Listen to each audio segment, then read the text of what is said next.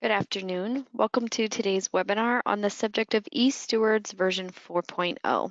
We'll provide an overview of changes between version 3.1 and version 4.0 of the e-Stewards standard. My name is Austin Matthews. I'm the EHS Assistant Program Manager with PJR. I have a brief agenda on this first slide detailing what we'll go over today in the webinar. I'll talk a little bit about Perry Johnson registrars, cover the benefits and drivers for certification.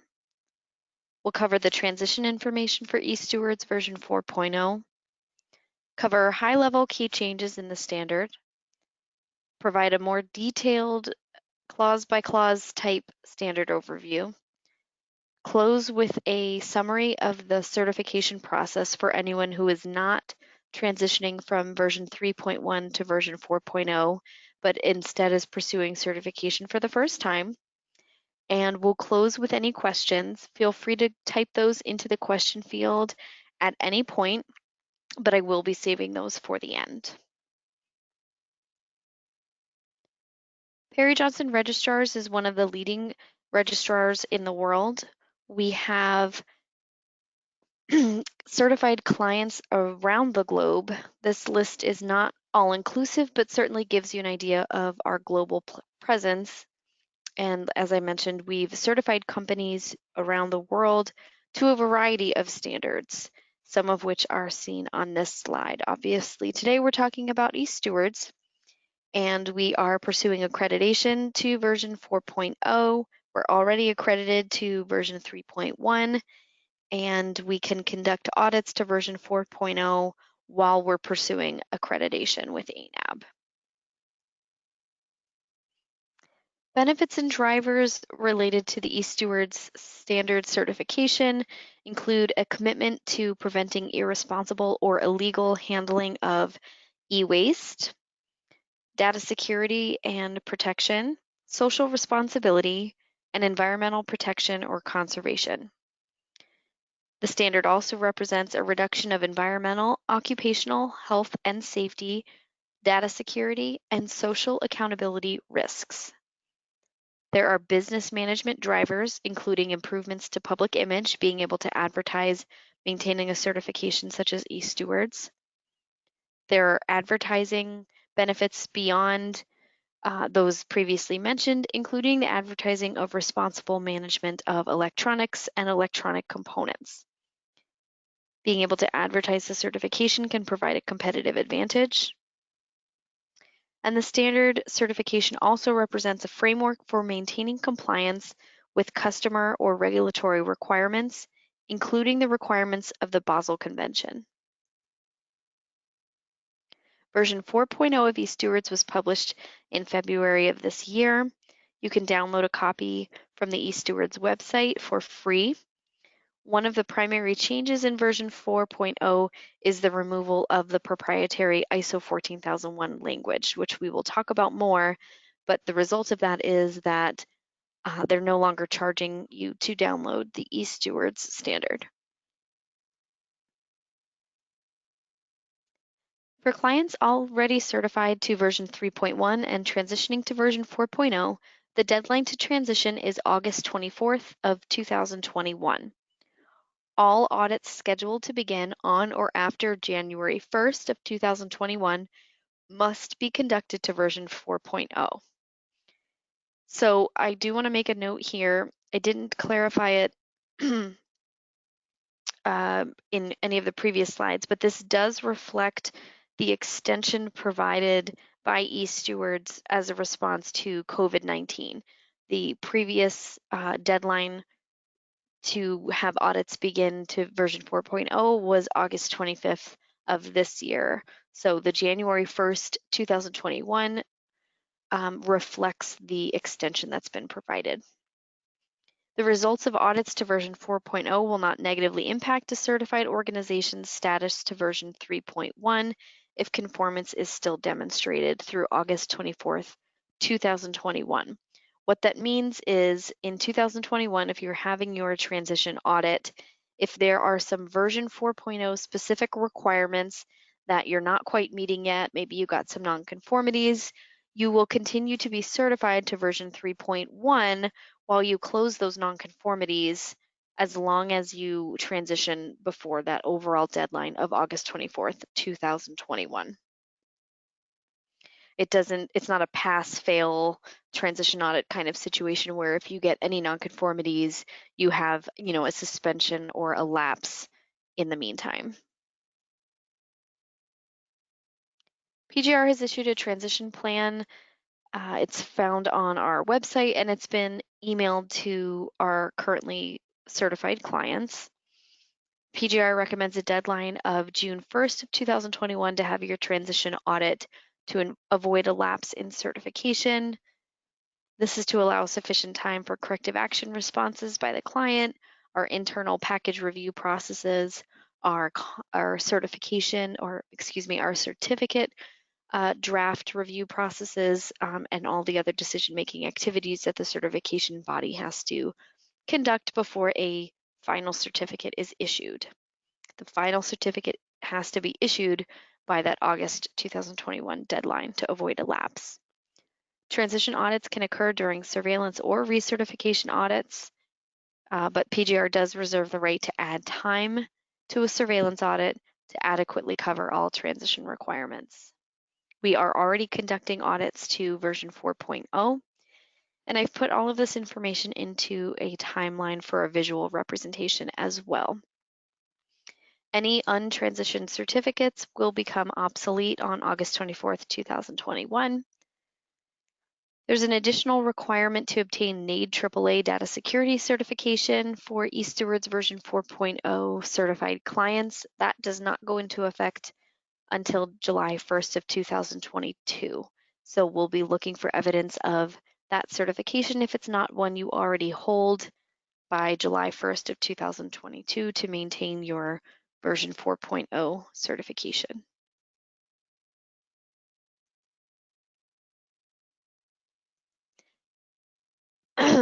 Key changes between version 3.1 and version 4.0. As I mentioned earlier, the ISO 14001 verbiage has been removed. That means that a separate 14001 certification is required. We'll talk about that more in a moment. But the standard is, as a result, much shorter and can be provided for free without that proprietary ISO language. Standard is supposed to be easier to understand and less prescriptive overall, without losing any of the rigor in the key e-Stewards requirements of human health, exports, and security for data, just as a couple examples.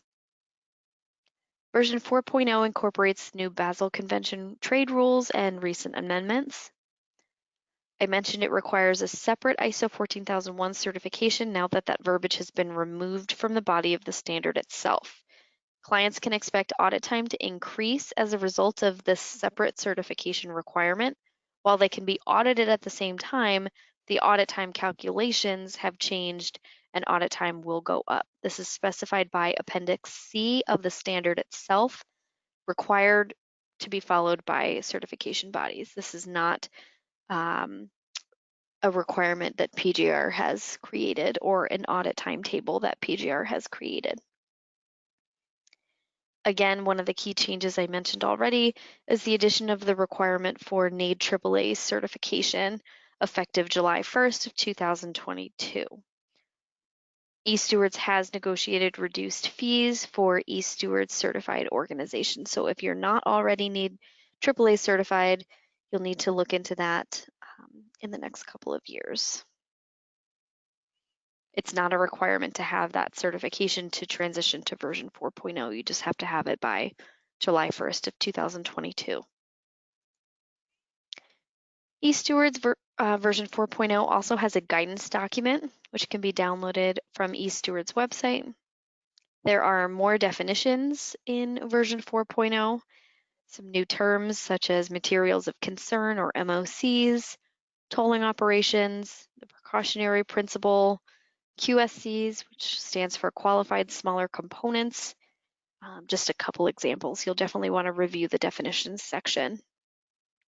Version 4.0 includes extended producer requirements if applicable to your organization, relaxed inventory requirements for qualified smaller components, such as the ability to put them in lots instead of labeling each individual unit. Version 4.0 allows tolling but does regulate tolling operations and adds noise monitoring requirements. Annual sampling has been reduced in some cases in version 4.0.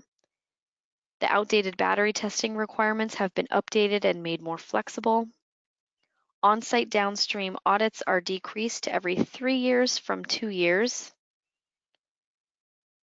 Version 4.0 has added closure plan, financial instrument, and insurance checks. I believe that's for downstream accountability, but we'll look in more detail as we go through the slides. And at the end of e-Stewards version 4.0, there are appendices on various subjects, including standard implementation, rules for organizations, rules for certification bodies, and data security requirements. I'm not going to be going through the terms and definitions. You can see that some of this information is in the slides. A copy of today's slides will be available on PGR's website, as well as a recording of today's webinar.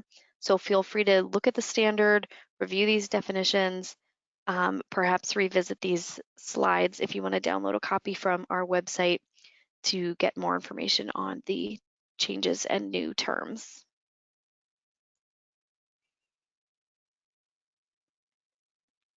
To go into a little bit more detail of the specific contents of the standard, we're not going to go through every single clause. We'll focus on the clauses with more significant changes found within them.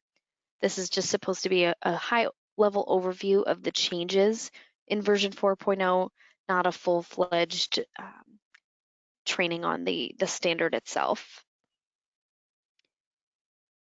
Clause 4.1 covers the stewardship management system requirements. It specifies required items to be included within a documented scope.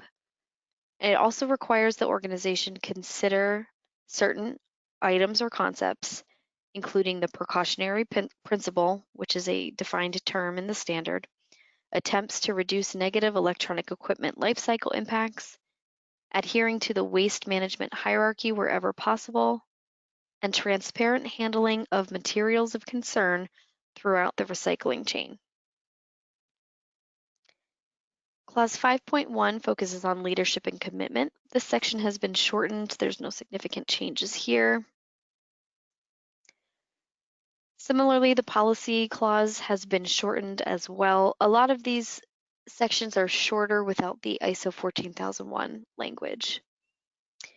5.2 does specify, again, items specifically to be included in the documented policy in this case, including protection from harassment or discrimination, restrictions around materials of concern, transboundary movements and disposal, restrictions regarding prison operations, etc. So you can find more detail on those things to be included in clause 5.2. 5.3, organizational roles, responsibilities, and authority, requires establishment of teams for implementing and improving the SMS, which is the stewardship management system, including a safety team, which is to include representation from all levels of the e-Stewards organization. 6.1 requires the organization to plan and document tasks for addressing and monitoring both risks and opportunities. In 6.1.1, we see no changes to the frequency or the scope of the risk assessments. And as a reminder, this includes all operations under its control, including ancillary sites. 6.1.1 does specify items to be included or inputs for the risk assessment. And this now includes potentially hazardous processing techniques utilized for electronic equipment processing and other hazardous substances if present. This clause does not specify the qualification requirements for the person or group of people conducting the risk assessment.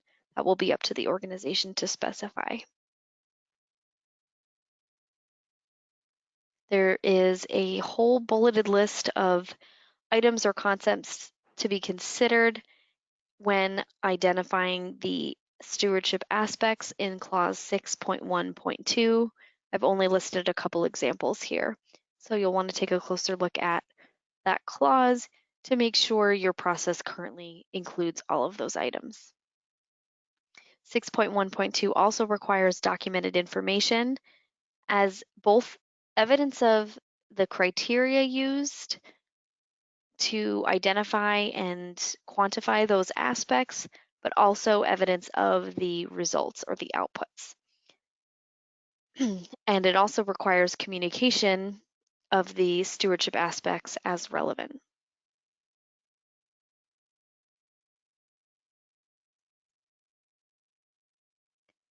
No significant changes to the compliance obligations section.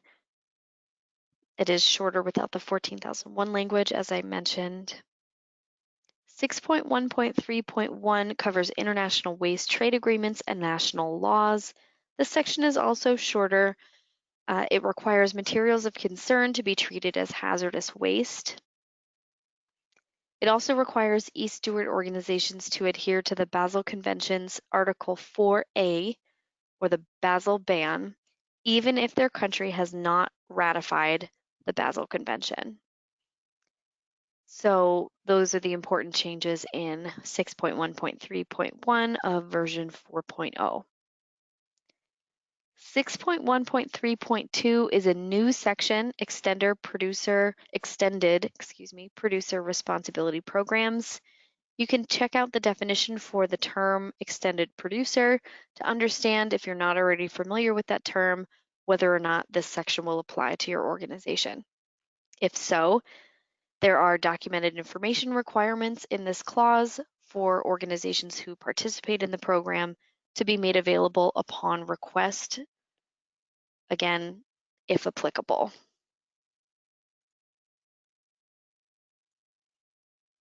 Six 6.1.4 focuses on performance verification. This is a new section, however, this is not a new requirement. It's now found within the body of the standard instead of an appendix as it previously was located. So this requires a documented plan for unannounced performance verification program inspections, which are conducted by e-Stewards.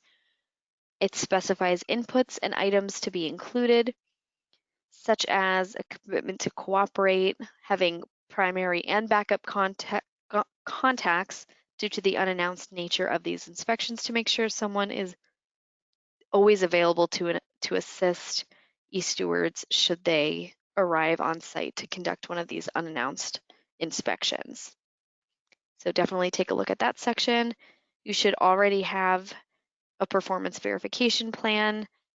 If you don't already, this is where you'll find the details. 6.1.4.1 requires annual reporting to the e-Stewards database. Further details can be found in Appendix A. This is required initially, so prior to certification, to cover the period between contracting with the certification body and passing your Stage 1 audit, which should be at least 3 months in most cases, and then annually by January 31st for the previous year, for the previous year's data. So as I mentioned, that's an annual reporting requirement. No significant changes in 6.2 regarding objectives. 6.3, planning for change is a new requirement. If anyone's familiar with the changes in ISO 45001 around management of change, this is a similar concept. 6.3, planning for changes, relates to planning and implementing appropriate action regarding significant changes, a defined term within the standard, to the stewardship management system, including considering requirements for training, communication, monitoring, and documentation. The idea is to plan out these changes and identify the appropriate controls and actions that will be necessary to maintain all the requirements of the stewardship management system before you go ahead and implement that change, rather than reacting to the change after it has taken place or after the change has been implemented. 6.4 covers contingency planning. It specifies information to be documented and maintained within contingency planning evidence. A couple examples include names and contact information for the third party holding the organization's financial instrument, as well as third parties with access or authority for the site closure funds.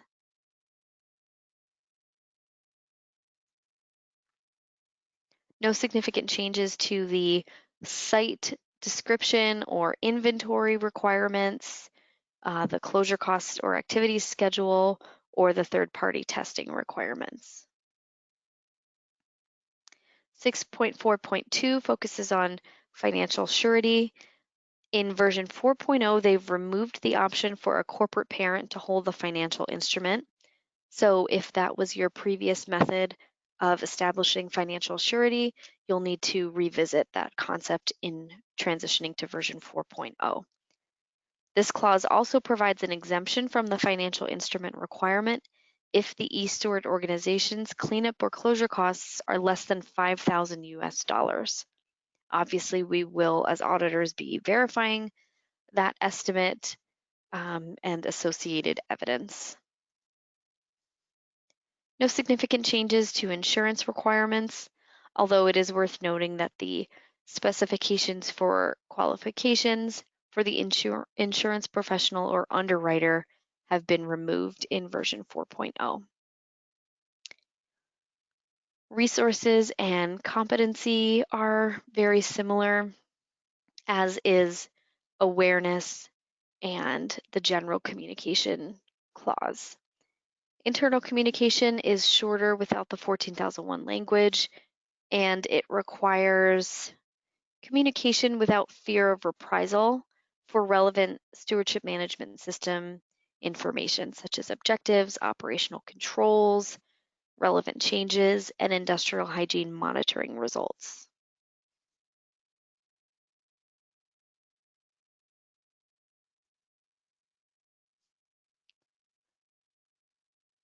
Seven point 4.3 focuses on external communication. This requires communication of relevant controls, emergency response protocols, and security requirements with contractors and visitors. It specifies information to be confidentially communicated to upstream customers, as well as the e-Stewards Program Administrator, including movement of materials of concern under the organization's control throughout the recycling chain, records of shipment for all transfers to an immediate downstream processor, sampling of shipping records, equipment or components for reuse, consent from competent authorities. So this section is specific. You'll want to take a closer look at 7.4.3.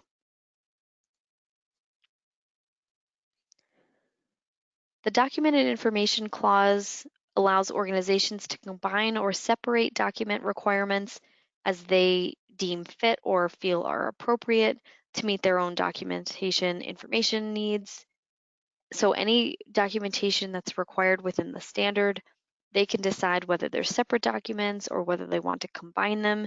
The exceptions, which must be kept separate and maintained as individual documents for easy and prompt access, are the closure plan, the emergency preparedness and response plan, and the downstream disposition chart, respectively. Regarding creating and updating documented information, the requirements are primarily the same. You need to have documentation of changes and document revision status. 7.5.3 also requires that standard required records be maintained for at least 5 years.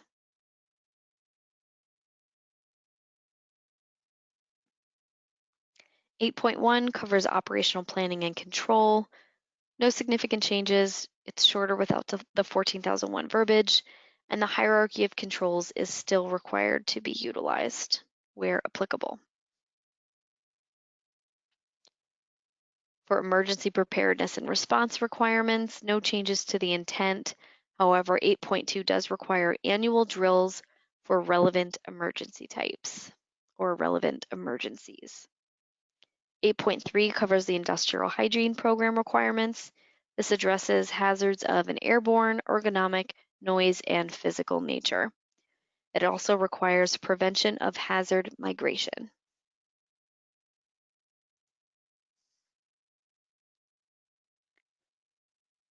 8.3.1 covers potentially hazardous processing technologies, or PHPTs. It specifies additional items to be included in the industrial hygiene program for any organization that is using one or more PHPT. So take a look at the definition for PHPTs. If you're not sure, I believe there's a table in the standard as well. If you are employing even one PHPT, then this requirement comes into effect and you need to include these items in your industrial hygiene program. Again, this is clause 8.3.1.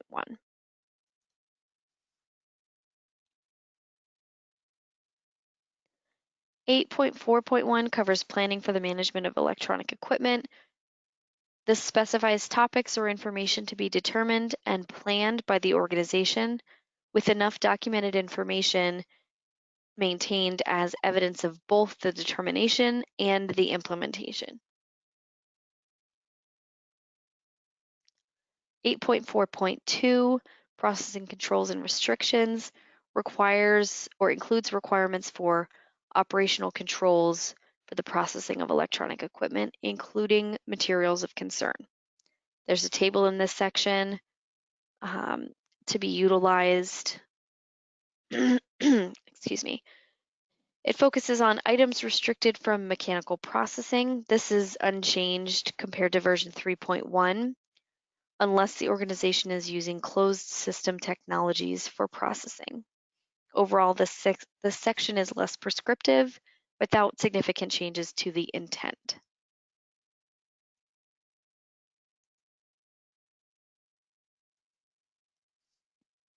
8.4.3 covers packaging, storage, and transportation. These are requirements for controls for the electronic equipment under the organization's control. Some examples include not storing materials of concern for more than 1 year after receipt. There are some exceptions. It adds the requirement for adequate vehicle and driver safety records for transporters and carriers, stacking limits of no more than 2 gaylords or super sacks. Those are just a couple examples. So you can find more specifics in clause 8.4.3. I mentioned earlier tolling operations. This can be found in 8.4.4. It is a new section in version 4.0. Again, you'll want to refer to the definition section to understand if this even applies to your organization. If it does, 8.4.4 regulates tolling processes, including communication, contract stipulations, annulment of contracts if violations are identified, things like that. And it does specify required documented information.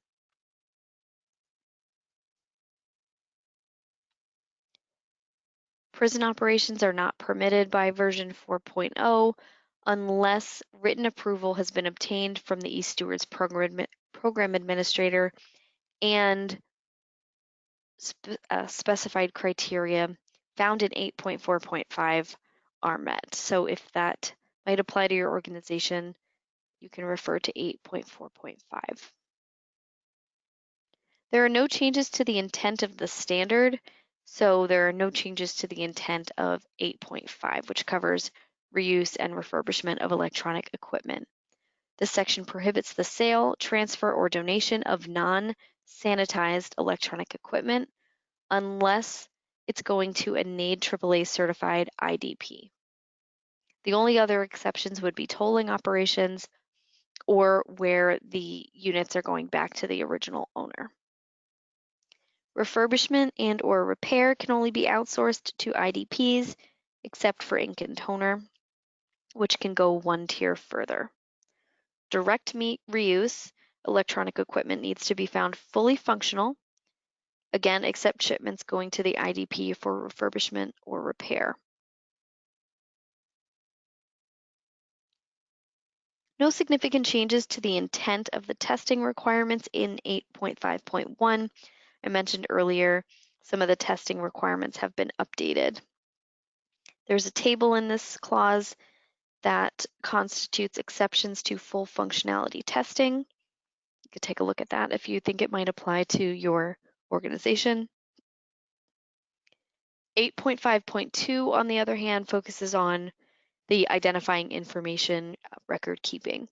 So this section specifies identification criteria, and I mentioned earlier that the inventory requirements for qualified smaller components have been simplified. For example, they can be put into lots instead of labeling each individual item with their own unique identifier. 8.5.2.1 specifies minimum information to be recorded in shipping documentation for all sales and transfers made accessible without the need for unpacking. So that needs to be accessible somewhere on the outside to meet the requirements of 8.5.2.1. It also requires that the declaration found in Appendix A or an equivalent record be used for all applicable transboundary shipments. There are accessibility and availability requirements for identifying information for all shipments other than QSCs, as we already talked about, such as itemized packing lists or an active internet link, something along those lines. 8.5.3 is shorter and less prescriptive. It notes that if evidence of that the shipments were tested for full functionality and sold for at least 3 times the scrap rate, buyer information is not required to be maintained.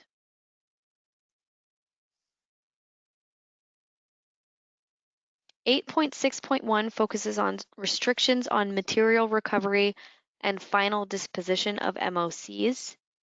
It specifies management criteria for MOCs, referencing Appendix A again. It also requires written proof or justification meeting specified criteria. It needs to be provided to the certification body and the e-Stewards Program Administrator before using a conditionally allowable option. It's not sufficient to seek permission after the fact. Alternative uses and processes, on the other hand, in 8.6.2, you need approval from the e-Stewards Program Administrator before utilizing the alternative processing method. So this section specifies items to be included in the approval request and other associated documentation requirements. And then again, you need approval in writing from the e-Stewards Program Administrator and evidence of appropriate downstream due diligence before you can utilize alternative processing.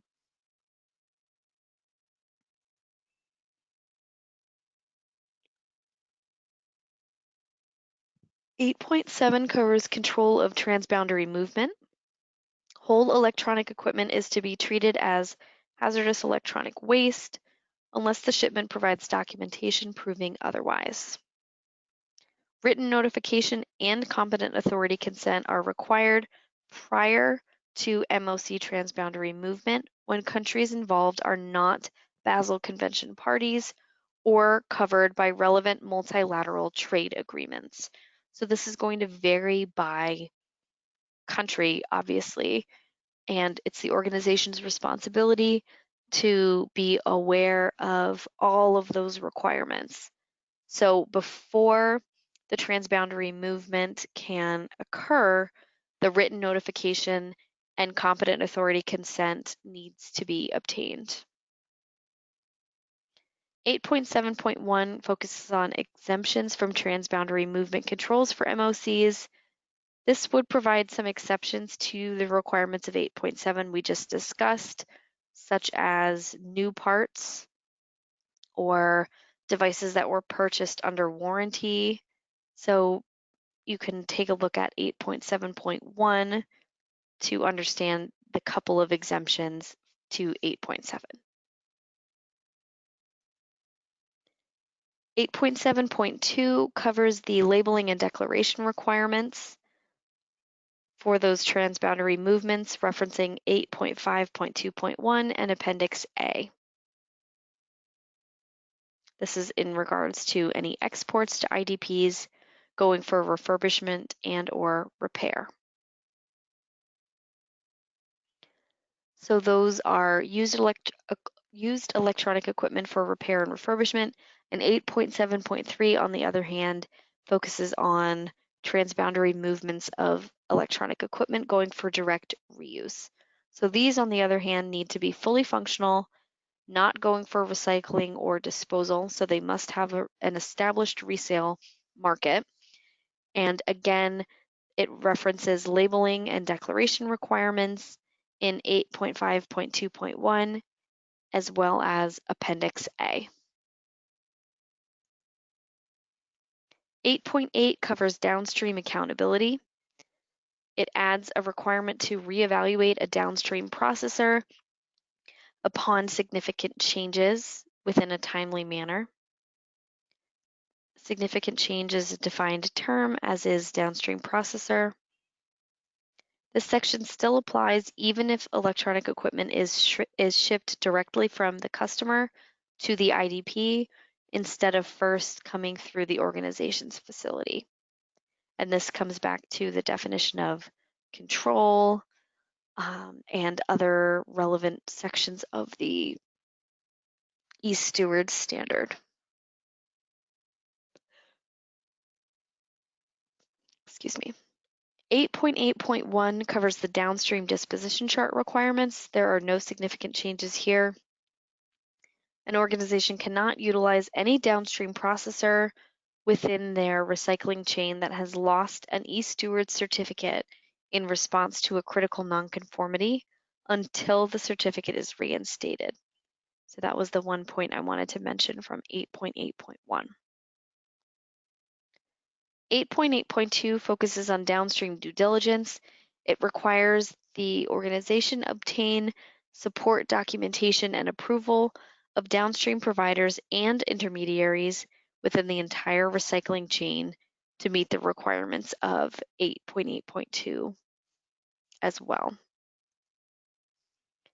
So 8.8.2.1 through 8.8.2.6 cover those requirements. It's broken out into some subclauses, as you can see, and as you can review in more detail within the standard itself. There are initial approval requirements prior to that first shipment, and then subsequent annual evaluation requirements. Obviously, there is more verification required for downstream processors that are not certified to e-Stewards. If they're certified to e-Stewards, there's not as much verification that needs to be done. Desk audits or desktop audits are required initially and then annually for downstream processors, except final disposal facilities. On-site audits of immediate downstream providers are not required if the IDP is e-Stewards certified, a final disposal facility, or an end processor. Again, this is required initially prior to that first shipment, as well as every 3 years. This was previously a 2-year requirement. It's also required to be repeated upon significant change. So you'll want to make sure, if you haven't already done so, that you get familiar with that significant change definition to make sure that your processes are set up to talk to one another, to be initiated upon notification of a significant change or becoming aware of a significant change, that those other necessary actions or tasks are subsequently completed. 8.8.2.3 also now includes review of closure plans and financial surety for the IDP and their recycling chain.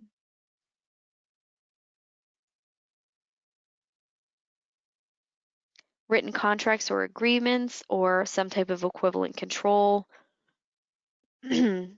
are required to contain specific information unless they are unless the IDP is an e-Stewards certified organization, a final disposal facility, or an end processor. This requirement is trickled down to each subsequent DP to implement and meet those requirements throughout the recycling chain. No significant changes regarding HEW transportation companies. Records of transfer 8.8.2.6 specifies shipping record retention requirements as well as annual sampling of shipments between each IDP and the next non-e-Steward downstream processor.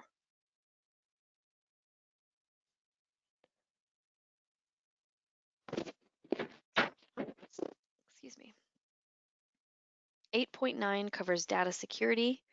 This section references Appendix D for organizations not yet certified to NAID AAA, which again is going to be required by July 1st of 2022 in order to continue to meet the requirements of version 4.0.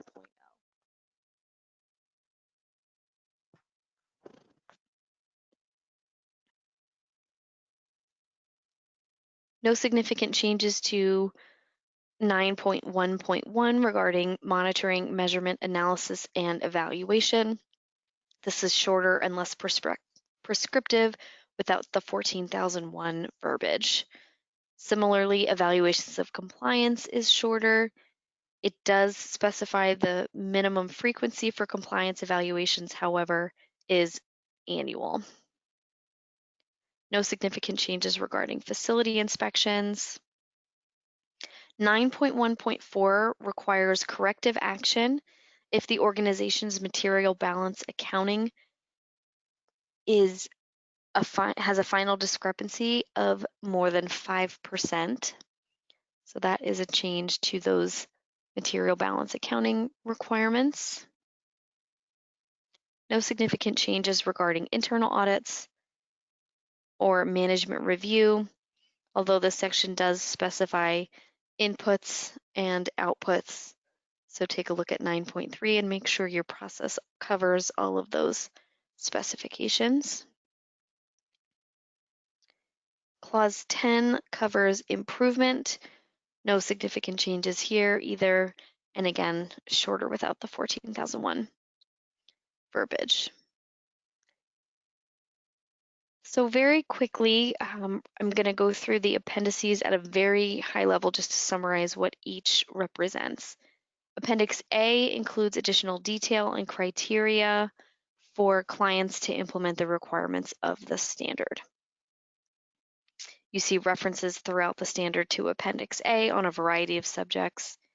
So you can find all of that and more in Appendix A. Appendix B houses administrative criteria for e-Stewards organizations. Please note the requirement to obtain a new license agreement with e-Stewards if your organization is purchased by another company or entity, or there is some similar change in ownership. Please also note the requirement to notify your certification body and the Stewards Program Administrator of any significant changes affecting conformity to the standard. Appendix C houses administrative criteria for certification bodies, such as Perry Johnson registrars, and accreditation bodies, such as ANAB.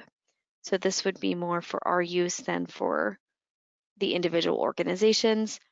I mentioned earlier that the audit time calculations are specified by e-Stewards, and this is where you can find additional information on that requirement as well. Appendix D specifies data security criteria. Once an organization obtains NAID AAA certification, the Appendix D requirements will no longer apply. They will be satisfied by the NAID AAA certification requirements, so we won't be auditing our client organizations to Appendix D anymore after that.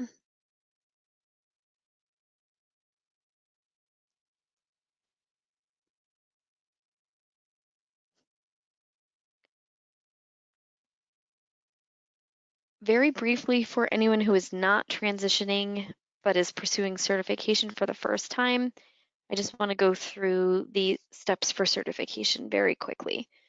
You'll want to obtain a copy of the standard if you haven't already done so, so that you can see and understand the requirements for yourself. You'll need to establish the stewardship management system documentations required by the e-Stewards standard, conduct any training that's required, implement those management system requirements, including conducting an internal audit, conducting a compliance evaluation, and conducting a system review, which is the management review. You'll need to conduct the internal audit before the management review so that the outputs of the internal audit can serve as inputs to the management review. You'll also need a contract with a certification body such as Perry Johnson registrars to conduct your audits.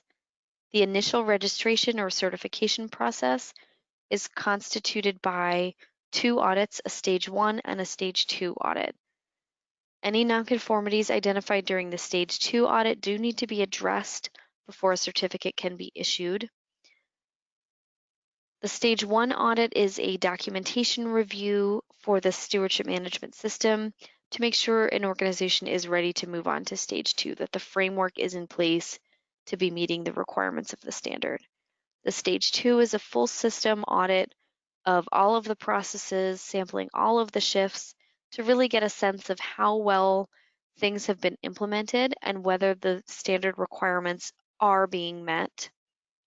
Again, any nonconformities identified need to be resolved before a certificate can be issued. A certificate is good for 3 years. During those 2 subsequent years, you will be in the surveillance portion of the cycle.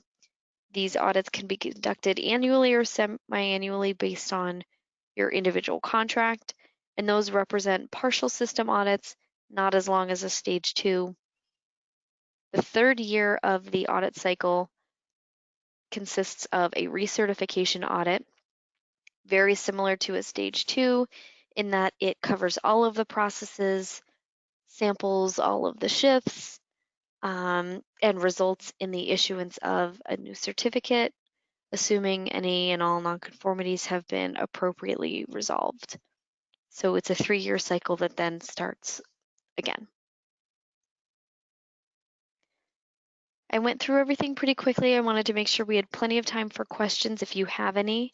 So if you haven't already, go ahead and type those in, and I want to leave our contact information up on the screen in case you have any follow-up questions. Again, my name is Austin Matthews. I'm the EHS Assistant Program Manager with PJR. You can contact me via email or the main PJR number. They can put you through to my extension. Stacy DeSantis is our EHS Program Manager. She can also be contacted with technical questions by email and the main PGR number. If you are a new client looking for a quote or to talk to someone in sales, I've also included the sales department phone number on the screen for you.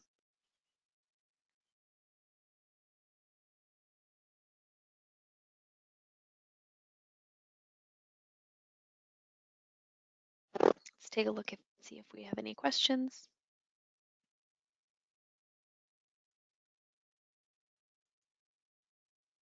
Okay, so far no questions. I will hang out for another minute or two in case anyone is typing. I do want to note that we have given this presentation several times over the past several months. So if you are looking for additional detail or perhaps a greater level of discussion, feel free to check out PJR's website and look at some of those previously recorded webinars where perhaps we had some additional questions, some more information being shared. Again, today's slides, as well as a recording of today's webinar, will be made available on PJR's website. If you have not already transitioned, good luck during your transition audit. If for some reason you haven't already started thinking about when your transition audit may occur, or haven't discussed that with your scheduler, I would definitely encourage you to do that so we can get you scheduled before that June 1st recommended PJR deadline, so we can guarantee no lapse in certification in meeting that version 4.0 transition deadline. I still don't see any questions, so I'm going to go ahead and sign off. Thank you so much for joining me today. I hope this information was helpful as you prepare for your transition. And as I mentioned earlier, good luck.